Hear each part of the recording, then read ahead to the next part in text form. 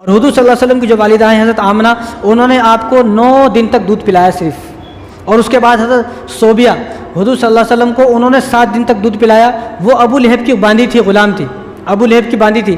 جب انہوں نے ابو لہب کو بتایا کہ آپ کا بھتیجا پیدا ہوا ہے، کیونکہ ابو لہب جو ہے وہ حضور صلی اللہ علیہ وسلم کا چچا ہے، بتایا تو اس کے گلے میں ایک قیمتی ہار تھا، تو اس نے خوشی میں اپنے قیمتی ہار نکال کر باندھی کو دے دیا اور آزاد بھی کر دیا. تو وہ گئی نہیں پھر بھی، کیونکہ وہ حضور صلی اللہ علیہ وسلم خاندان کی ایسی محبت کرتی تھی، ایسی دیوانی تھی، ایسی عاشق تھی کہ حضور کے خاندان کو چھوڑ کے گئی نہیں.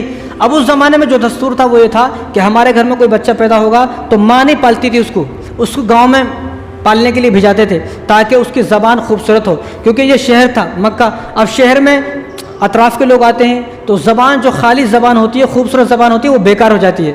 اور شہر میں طرح طرح کی بیماریاں ہیں، بیماری ہونے کی وجہ سے کمزوری ہوں گی، تو اسی لیے وہاں جتنے بھی بچے پیدا ہوتے تھے ان تمام بچوں کو گاؤں میں پرورش کے لیے بھیجا جاتا تھا. اور اس زمانے میں دیکھو بچہ پیدا ہونا ہی بہت بڑی بات ہے. ایک عورت بچہ پیدا کر دی، اس سے بڑی کیا بات ہو سکتی ہے.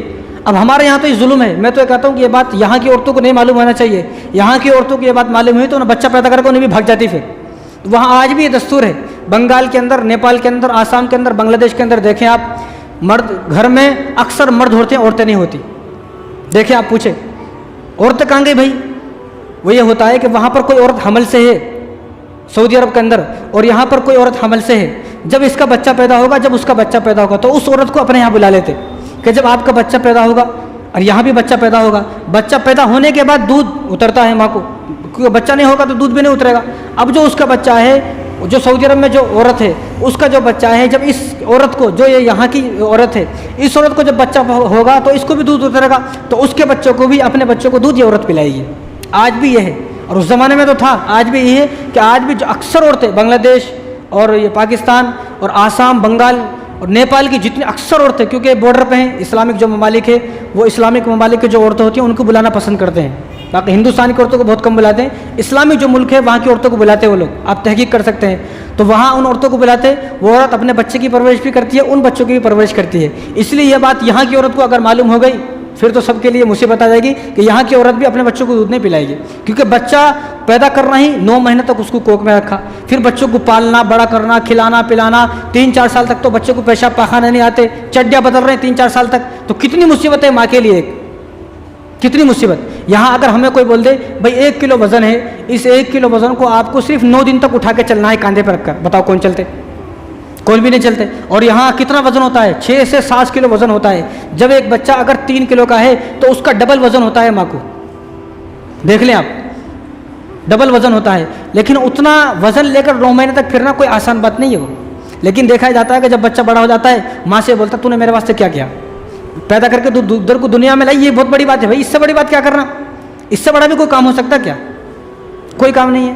اگر کوئی آدمی یہ بولتا ہے اپنی ماں کو آپ نے میرے واسطے کیا کیا، تو میں ایسے بچوں کو، ایسے نوجوانوں کو صلاح دیتا ہوں کہ وہ 1 کلو مٹی ایک کور میں بھر لے اور اپنے گلے میں لٹکا لے، اور اس کو صرف 1 مہینے تک اپنے ساتھ لے کے گھومے.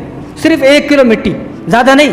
1 کلو مٹی آپ کو 1 مہینے تک لے کے گھومنا ہے، تو آپ خود معلوم ہو جائے گا آپ کو کہ میرے ماں نے میرے واسطے کیا کیا ہے. ماں کو کبھی بھی الٹا سیدھا نہ بولے. ماں وہ چیز ہے کہ جب دنیا سے ماں چلی جاتی ہے تو ایک فقیر جیسا ہوتا ہے، فقیر. تو ماں کے جانے کے بعد بھی آدمی فقیر ہو جاتا ہے. تو ماں ہے تو قدر کریں، گھر میں ماں ہے. ورنہ بعض لوگوں کو ماں سے ملنے کے واسطے قبرستان جانا پڑتا ہے. اس سے پہلے کہ مجھے بھی ماں کو ملنے کے واسطے قبرستان جانا پڑے، ماں گھر میں ہے تو اس کی ابھی قدر کر لی جائے. اور یہ ماں اور والدین ایسی دولت ہیں، ایک ہی بار دنیا میں آتے ہیں، بار بار نہیں آتے. جب ایک بار چلے گئے، اب چلے گئے، اب دوبارہ آنے والے نہیں ہیں. تو یہ دوسری بات. تو اس زمانے میں دستور تھا کہ جو بھی عورت کو بچہ ہوتا تھا اس بچے کو گاؤں میں بھیجتے تھے، گاؤں کی عورتوں کی پرورش کرتی تھی. تو حضرت حلیمہ رضی اللہ تعالیٰ عنہ جن کی قسمت جاگی، اس زمانے میں مکے کے اندر 10 بچے پیدا ہوئے، اور قبیلہ بنو سعد جو مکے سے 150 کلومیٹر دور ہے تو وہاں سے 10 عورتیں چلی. حضرت حلیمہ بھی ان کے ساتھ چلی.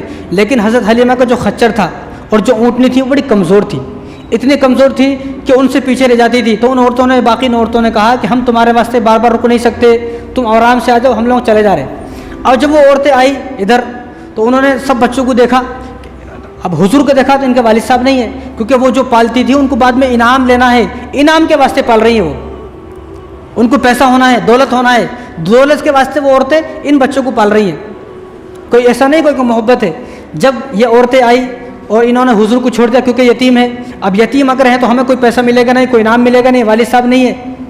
تو اب جب یہ عورتیں آ کر دوسرے بچوں کو لے کر بھی چلی گئی, جب وہ آئی تو سارے بچے چلے گئے, حضور صلی اللہ علیہ وسلم صرف رہ گئے. اب وہ آئے, جب کافی مکے میں پوچھا تو معلوم ہوا کہ پورے مکے میں ایک ہی بچہ ہے. اور اس زمانے میں پورے مکے کے اندر اس ایک سال میں 200 عورتیں آئیں. کتنی؟ 200 عورتیں. لیکن ان 200 عورتوں میں سے ایک عورت کا نام کسی کو معلوم نہیں, حضرت حلیمہ کے علاوہ. حضرت حلیمہ کا کیوں نام ہے؟ کیونکہ انہوں نے حضور صلی اللہ علیہ وسلم کی پرورش کی ہے. جب وہ آئے تو معلوم ہوا کہ ایک ہی بچہ, وہ بھی یتیم ہے. تو حضرت حارث جو حضرت حلیمہ کے شوہر تھے, انہوں نے کہا کہ واپس جائیں گے. تو واپس جانے لگے تو حضرت حارث نے کہا کہ ہو سکتا ہے اللہ تبارک و تعالیٰ اس بچے میں ہمارے لیے برکت ڈال دے. تو ایسا کریں گے, اس بچوں کو ایک مرتبہ دیکھ لیتے ہیں, ایک مرتبہ اس بچوں کو دیکھ لیتے ہیں. لیکن حضور صلی اللہ علیہ وسلم کا چہرہ تو اتنا روشن تھا, اتنا چمکدار تھا, جو ایک بار دیکھا ان کا دیوانہ ہو گیا. اب حضرت حلیمہ نے جیسے ان کو گود میں لیا, حضور کو دیکھتی وہ ان کی دیوانی ہو گئی, دیکھتی دل لے بیٹھی. کہا کہ یہ بچہ چاہے یتیم ہے کیسا, ہم اس بچوں کو لے جائیں گے, اس بچے کی ہم پرورش کریں گے. تو یہ بچہ آپ جو ہے حلیمہ لے کر جب گئی, وہ عورتیں آ گئی اور آ کر چلی گئی. اور یہ کئی دن کے بعد مکے آئی. جب مکے آئی تو انہوں نے بچے کو گود میں لیا, پیچھے بیٹھ کے حضرت حلیمہ, اور سامنے کون بیٹھے؟ ان کے شوہر حضرت حارث بیٹھے. اب وہ اونٹ کو چلا رہے تو اونٹ چل رہا نہیں, اور پریشان, اونٹ کا کیوں نہیں چل رہا. تو حضرت حلیمہ نے کہا کہ شاید یہ اونٹ یہ چاہ رہا ہے کہ میں آگے بیٹھوں. تو حضرت حلیمہ آگے بیٹھ گئی, بیچ میں بچے کو بٹھایا حضور کو, پیچھے حضرت حارث بیٹھ گئے. پھر اونٹ نہیں چل رہا. تو عبد المطلب نے کہا کہ اونٹ اس طرح نہیں چلے گا, میرے پوتے کو آگے بٹھاؤ. تو حضور کو آگے بٹھایا, ماں نے گود میں لے کر, تو حضرت حلیمہ انہوں نے گود میں لے کر آگے بیٹھی, اور پیچھے پھر ان کے حارث بیٹھے. تو اونٹ چلا, اور اتنے تیز چلا کہ وہ جو عورتیں کئی دن پہلے آ کر چلی گئی تھی ان سے بھی تیز چلی گئی وہ اونٹنی. اب ان لوگوں نے, ان عورتوں نے پوچھا کہ بھئی تیری تو مریل سے اونٹنی تھی, تیری اونٹنے کو کیا ہوا, کیا تو نے اونٹنی بدل دی؟ انہوں نے کہا کہ میں نے اونٹنی نہیں بدلی ہے, میں نے سواری نہیں بدلی ہے, بلکہ میں نے سوار بدل دیا ہے. جب سوار بدل جاتے ہیں تو اچھی اچھی سواری بھی قابو میں آ جاتی ہے.